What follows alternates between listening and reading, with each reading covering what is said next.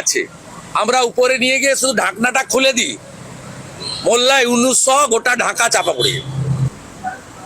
কাজ নেই তো খই ভাজ। আমার মনে হয় ভারত সরকার ওই চিঠিটা ডাস্টবিনে ফেলে দিয়েছে, কারণ ভারতবর্ষের ইতিহাস জানে না এই নাবালক উপদেষ্টারা। এই সুদখোর মোল্লা ইউনূস এ জানে না ইতিহাস। ভারতবর্ষ শেখ মুজিবকে শেল্টার দিয়েছে। ভারতবর্ষ এর আগে মুজিব সাহেবের পুরো পরিবারকে শেল্টার দিয়েছে। ভারতবর্ষ, এরা তো পাতি, চীনের মতো শক্তিশালী দেশ, তার রক্তচক্ষুকে ভারতবর্ষ ভয় করেনি।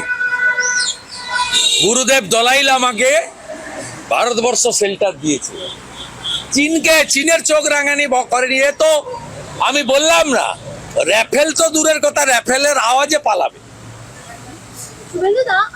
এদেরকে কেউ কাউন্টই করে না, মশা মাছি। হেঁটে গেলে মারিয়ে নিয়ে চলে যাব আমরা। কলকাতা শহরে যে গার্বেজটা আজকে সকালে উঠেছে, ওটা যদি কার্গো প্লেন আমাদের এত আছে, আমরা উপরে নিয়ে গিয়ে শুধু ঢাকনাটা খুলে দিই, মোল্লা ইউনূস সহ গোটা ঢাকা চাপা পড়ে যাবে। ৭১ ভুলে গেল বাংলাদেশ।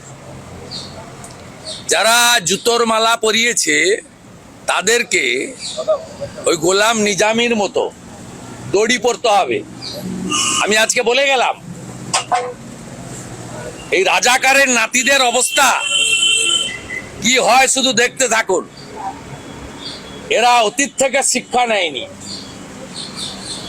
বাংলাদেশের মুক্তিযোদ্ধার চেতনা এবং আবেগ যারা অস্বীকার করবে, তাদের কপালে জুতোর মালা নয়, গোলাম নিজামীর মতো দড়ি অপেক্ষা করছে।